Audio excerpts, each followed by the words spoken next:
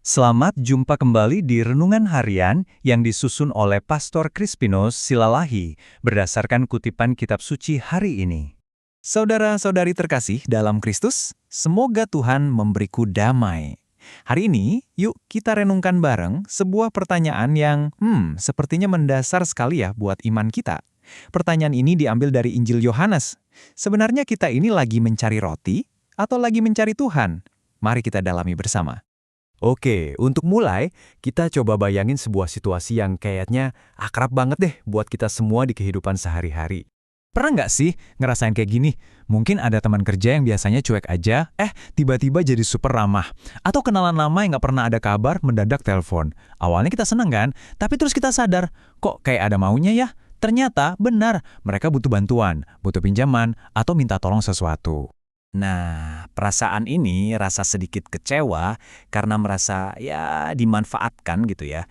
Itu adalah inti dari apa yang kita lihat di Injil hari ini. Kita jadi sadar kalau yang mereka cari itu bukan diri kita, tapi fungsi kita.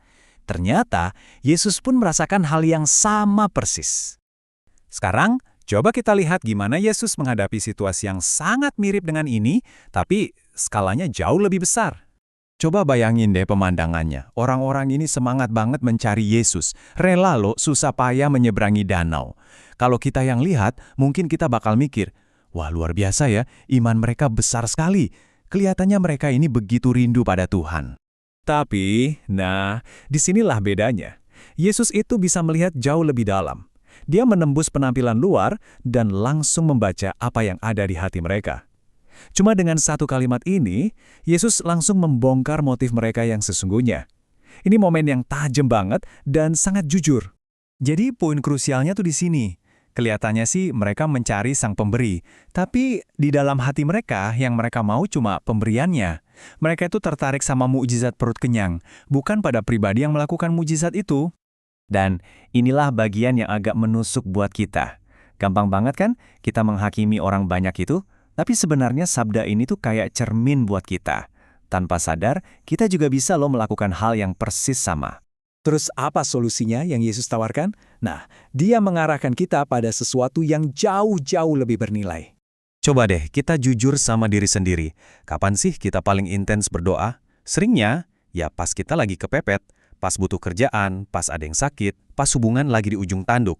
Tentu saja, boleh banget membawa semua itu kepada Tuhan. Itu manusiawi kok.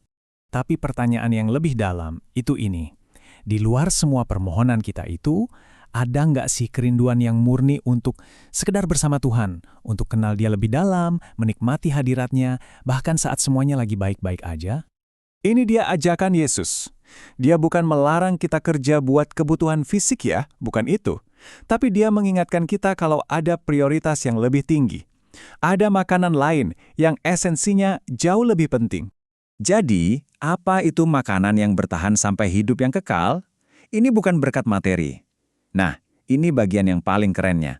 Makanan itu adalah Tuhan sendiri. Yang Dia tawarkan itu bukan solusi sementara, tapi dirinya sebagai sumber kehidupan sejati. Untuk melihat seperti apa wujud iman yang murni ini, bacaan pertama hari ini kasih kita teladan yang wow, luar biasa. Stefanus. Coba bayangin posisinya. Stefanus itu lagi dalam bahaya besar, dituduh palsu, hidupnya terancam. Di situasi kayak gitu, wajar banget kan kalau orang merasa takut, panik, atau marah. Tapi coba lihat apa yang terjadi. Wajahnya justru memancarkan kedamaian surgawi. Loh, kok bisa? Dari mana datangnya ketenangan yang begitu luar biasa di tengah badai kayak gitu? Jawabannya ada di sini. Hati Stefanus itu nggak tertuju pada apa yang bisa dia dapat dari Yesus. Dia nggak cari aman, nggak cari popularitas atau keuntungan apapun. Hatinya itu sudah melekat erat pada Kristus sendiri. Imannya bukan transaksional, tapi relasional. Itulah yang memberinya kekuatan.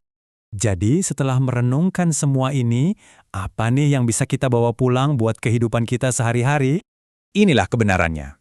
Kalau iman kita cuma bergantung sama berkat, misalnya kesehatan, keuangan, kesuksesan, iman kita bakal goyah pas semua itu hilang. Tapi, kalau iman kita tertambat pada Tuhan sendiri, kita punya fondasi yang gak akan pernah bisa runtuh. Nah, inilah inti dari semuanya. Mari kita murnikan lagi niat hati kita. Yuk, kita datang kepada Tuhan bukan cuma karena kita butuh sesuatu darinya, tapi karena kita memang butuh Dia. Karena pada akhirnya memiliki Dia itu berarti memiliki segalanya. Ingatlah, selalu saudara-saudari, jika kita memiliki Kristus, kita tidak kehilangan hal yang paling penting. Amin. Semoga Tuhan memberi engkau damai dan kebaikan.